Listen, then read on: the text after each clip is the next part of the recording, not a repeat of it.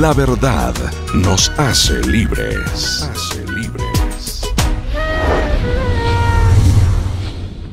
Sí, esta es La Verdad nos hace libres desde el corazón de Sudamérica para Latinoamérica y el mundo, con nuestros contactos junto a nuestro corresponsal en el área metropolitana de Nueva York, Juan Carlos Salcedo, nuestro estudio 3 en Cold Spring. Bienvenidos a todos ustedes. El día de hoy vamos a tocar un tema de vital importancia, un tema de interés global, y es la necesidad de la seguridad privada. Veamos. Jorge Uribe Maza es director comercial de IPS, International Private Security, una empresa de seguridad de México. El grupo IPS desde su fundación se ha enfocado en permear valores en cada uno de sus empleados. Ahora hace aún más presente ese compromiso con la aplicación de la cultura en responsabilidad social empresarial y con una visión y misión bien definida. En su filosofía es de vital importancia garantizar calidad y profesionalismo para satisfacer las necesidades de clientes usuarios de sus servicios y también la satisfacción del cliente interno, administrando en tiempo y forma sus prestaciones sociales, nóminas y equipos. Quiero dar la bienvenida desde los Estados Unidos a nuestro corresponsal Juan Carlos Salcedo. Está en Nueva York. Juan Carlos, bienvenido. Bueno, gracias. Un gusto estar nuevamente con toda la audiencia de La Verdad nos hace libres. Roberto, un saludo fuerte acá desde Cold Spring, el área metropolitana de Nueva York. Qué gusto tenerte, Juan Carlos, aquí en contacto, en directo, para conocer otras pautas en relación a los temas de interés global, que además son seguidos a través de millones por el cable. En los Estados Unidos hablamos de Optimum. Bueno, muchas gracias, y nuevamente, como es habitual, cada semana ponemos sobre la mesa para su amable consideración un tema de interés internacional y regional. Hoy vamos a hablar de una de las industrias de mayor crecimiento en el mundo. Se trata de la industria de la seguridad privada, la misma que globalmente excede los $200,000 millones y que emplea un número de personas superiores a la población total de Chile o Guatemala. Pero el crecimiento de la industria privada no puede ser entendida y cuantificada en su totalidad solamente en números, aunque estos son realmente impresionantes. Para entender apropiadamente debemos explorar la penetración de esta industria en gran parte de las actividades públicas y privadas del mundo entero, desde servicios en los aeropuertos, bancos o escuelas, la protección de hombres de negocios o infraestructuras de producción, hasta la militarización privada, tal el caso de los conflictos en Irak y Afganistán, solamente por dar algunos ejemplos. ¿Por qué el despegue de esta industria de tan gran escala? ¿Cuál es el impacto de las sociedades de Latinoamérica y su marca en la relación del individuo con el Estado?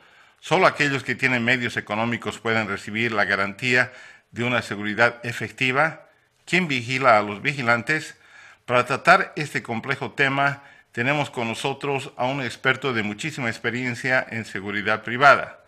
Desde Habana, Cuba, el doctor Jorge Uribe Maza, gerente comercial del grupo IPS, International Private Security de México, una de las empresas más importantes y referentes de seguridad en ese país. Al momento, el doctor Uribe, como mencionamos, está participando en una conferencia de seguridad en Cuba, y también queremos agradecer en este segmento a nuestra colaboradora desde Panamá, la periodista especializada Lisbeth López Ospino, por posibilitar nuestro trabajo en este segmento.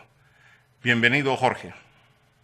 Y la pregunta es que nos hable un poquito de IPS, International Private Security, sus operaciones, sus clientes y cuáles son los desafíos especiales que enfrenta México en el tema de seguridad. ¿Qué tal, Juan Carlos? Gusto saludarte y muchas felicidades por este esfuerzo de conectar voces todo a lo largo del continente. Sí, con gusto te hablo de IPS. Es una empresa que ya tiene 23 años en el mercado. Como lo decías, la seguridad privada está en todos lados, desde en el condominio donde vives, la escuela de tus hijos, en los accesos de los corporativos, de las industrias, en las rutas, custodiando a bordo, detrás de los transportes. En todos lados sabemos que tenemos que prevenir la delincuencia. Esto Hace tiempo se pensaba que era tarea de gobierno, que eran ellos los que se tenían que ocupar de la seguridad. Esa idea ha ido quedando un poco de lado para darnos cuenta de que la seguridad es responsabilidad de todos. Gobierno hace una parte y de forma privada hacemos otra parte complementaria. Entonces, a partir de esta lógica, hace un momento hablabas de números. En el caso de México hay más policías privados que todas las policías públicas sumadas. Es decir, Policía Federal, Estatal, Municipal, estarán alrededor de 500,000 de elementos, y en privados estamos por encima de 600,000. Quiere decir que dependemos más de los ojos, de la capacidad de observación y análisis de elementos contratados por nosotros, empresas, que los que fueron formados por el gobierno. En IPS decidimos enfocarnos en la persona que asume estas responsabilidades. Esto es un tema, llevar el perfil, de sacar esa postura antigua de tener a alguien reactivo, apostado en un acceso, haciendo recorridos, por tener a alguien mucho más comprometido con la protección de activos, de individuos, y empezamos dando los primeros pasos dignificando este trabajo. Por dignificar quiero decir que la gente sepa lo valioso que es lo que están haciendo, que cada vez cuenten con más herramientas tecnológicas, procesos, estándares, de manera que puedan acercarse más al resultado que están esperando de nosotros. Perfecto. Es decir, prevenir la delincuencia. Bueno, doctor Jorge Uribe, le habla Roberto desde La Paz, Bolivia. Aquí en La Verdad nos hace libres. Y la industria mundial de seguridad privada es de 180,000 millones de dólares anuales. Se estima que crecerán unos 40,000 millones adicionales hasta a finales de 2020. Además, emplea a más de 20 millones de personas, vale decir, una población mayor a la de Chile, de Guatemala, de Ecuador, de Holanda, entre otros. ¿Cuál es la razón? Ya dio algunas pautas, pero ¿cuál es la razón para este crecimiento? Efectivamente, la industria de seguridad privada tiene más crecimiento que la mayor parte de las industrias. Esto se debe a este cambio de modelo que estamos viendo. Ya no son las Fuerzas Armadas quienes tienen que protegernos. Cada vez más se va volviendo tarea de cada sector, de cada industria, entender cuáles son sus riesgos, sus vulnerabilidades, e ir diseñando de la mano con nosotros, las empresas, soluciones muy a la medida. Entonces no puede estar a la expectativa de qué va a hacer el gobierno, porque la delincuencia no peguen su patrimonio, porque no haya fraude, porque no haya robo hormigas, sino cada quien tiene que entrar al detalle de lo que está pasando en sus operaciones e ir añadiendo capa por capa. En la seguridad privada siempre vamos a estar listos para aumentar en un nivel la protección que se requiera. Algunas veces será con dispositivos tales como sensores, cámaras, paneles, centros de control. Otras veces será con individuos formados, con procesos.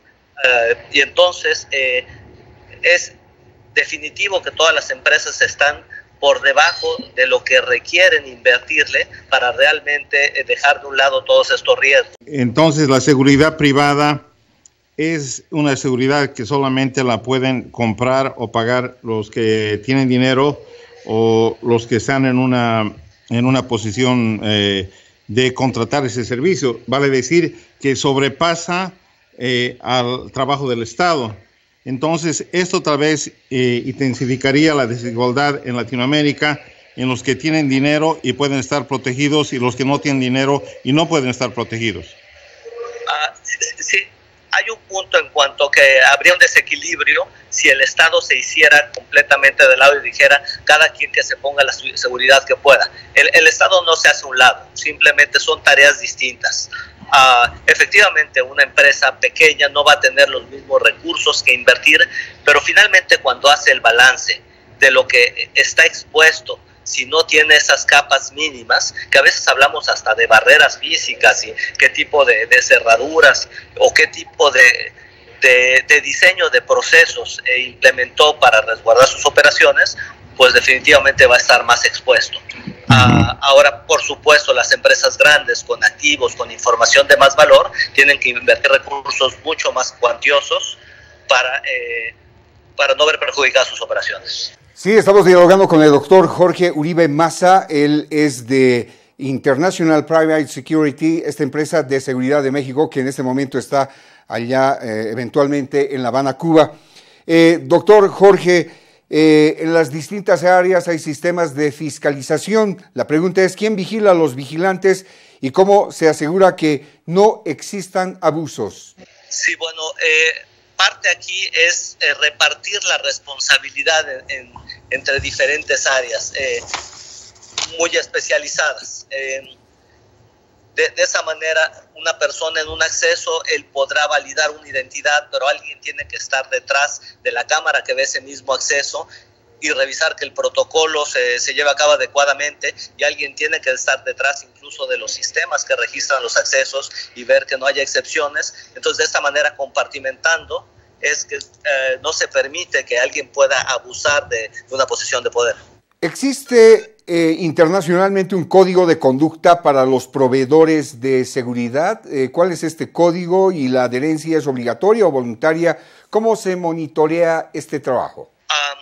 Las empresas de seguridad privada tenemos que replicar algunos estándares en cuanto a las personas a las cuales estamos confiando esta responsabilidad. Por ejemplo, en México tenemos el Secretariado Ejecutivo del Sistema Nacional de Seguridad Pública, que determina cuáles son los estándares de evaluaciones de control de confianza para la gente que va a trabajar con nosotros. Esto es, define uno a uno cuáles son los filtros, cómo se tienen que aplicar, y todos tenemos que replicar esos pasos para asegurarnos que no estamos siendo demasiado laxos al dejar entrar gente que podría tener algún antecedente, que tiene algún tema de comportamiento. Entonces, de esta forma estamos garantizando que a cualquier nivel de la organización se cumplan con esos estándares de confiabilidad. Este es un diálogo definitivamente interesante y vuelvo a consultar a Jorge Uribe Maza, allá desde La Habana, Cuba. México, desde el punto de vista de seguridad, es altamente complejo. Por las noticias que recibimos todos los días, los índices de violencia y de seguridad está entre los más altos a nivel internacional. Jorge, ¿cómo debería el gobierno abordar este tema? ¿Hay alguna salida realista al tráfico de drogas y su inherente secuela de violencia que la acompaña? Sí, definitivamente hay varias salidas y son viables. Por un lado, yo soy de la idea que tanto esta administración como la anterior cometieron un error al declarar una guerra al crimen organizado o al tráfico de drogas como si se pudiera ganar esto sacando al ejército de los cuarteles o trayendo a la Marina de los litorales a hacer funciones que no le corresponden. Se desvió de la verdadera solución, que era la profesionalización policial. A un lado de la profesionalización policial, que es un tema muy extenso, que con gusto podemos ahondar, está una cuestión de inteligencia financiera, es decir, todo este esquema de crimen organizado se mueve a partir de los recursos que están llegando por la adquisición de drogas, de armas, todo lo que opera, y hasta cierto punto hemos sido ciegos en cuanto a por dónde se están moviendo, de qué forma están ingresando a la economía, y ese es un área de oportunidad muy grande que tenemos en nuestras labores de inteligencia. Y por último, ya a opinión personal, soy de la idea que una regulación de las drogas, a cierta medida, como el propio Estados Unidos, estamos viendo que lo hacen en cada vez más estados. Tengo entendido que ya la quinta parte del país tiene autorizado el consumo de drogas bajo ciertos estándares. En México tendríamos que avanzar en esa dirección para dejar de ser tan rentable como lo ha sido hasta ahora el mover sustancias ilícitas. Bueno, gracias, Jorge. Tengo una pregunta para usted. Es el tema de tecnología versus el ser humano.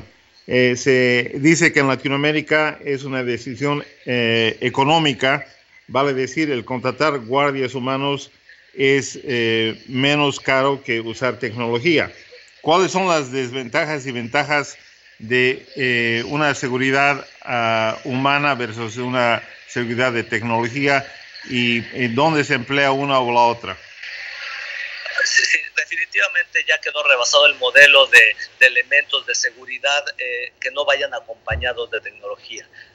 Por poner un ejemplo, en un centro de monitoreo, si una persona tiene enfrente un número de pantallas, difícilmente él va a poder estar atento a lo que sucede en cada una de ellas. Entonces acaba siendo hasta una inversión inútil pensar que desde ahí se va a dar una respuesta eficaz. En la medida en que van saliendo nuevas dispositivos, incluso ya cámaras con videoanalítica integrada, detectores de rostros, cruces con bases de datos, entonces ya no queda en el criterio de qué tan atenta estaba esa persona, sino en una serie de algoritmos que van a llevar su atención exactamente a la situación de excepción que se va presentando.